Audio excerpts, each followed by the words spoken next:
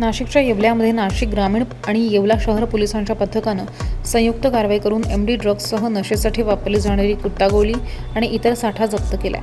बाजारामध्ये ह्या नशेच्या औषधांची किंमत लाखोंच्या घरात आहे आणि येवल्यामध्ये चोरी छुपे पद्धतीने विक्री होत असल्यानं आश्चर्य व्यक्त करण्यात येत आहे। यातील संशयित आरोपी फरार आहे आणि त्याचा सध्या पोलीस शोध घेत आहेत। पोलीस अधीक्षक नाशिक ग्रामीण श्री बाळासाहेब पाटील साहेब आणि ॲडिशनल एसपी मिरकेलकर साहेब यांच्या नेतृत्वामध्ये एक येवला शहर पोलीस आणि टीम यांनी संयुक्तपणे अमिनानगर भागामध्ये येवल्याचे छापा घातलेला आहे।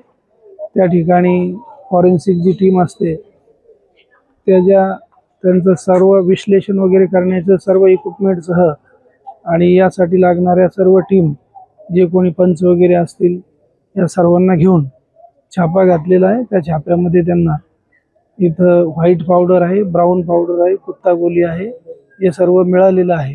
आता याची क्वांटिटी काय आहे, त्याचा शोध कुठून आला, कुठून घेऊन आले, कोण कोण याच्यात सामील आहे, याची सुरुवात कुठून झाली, हे जातं कुठं कुठं, याच्यात कोण कोण सामील असलेल्या सर्व लोकांचा तपास याच्यामध्ये लावण्यात येईल आणि याची पाळंमुळं खणून काढण्यात येतील।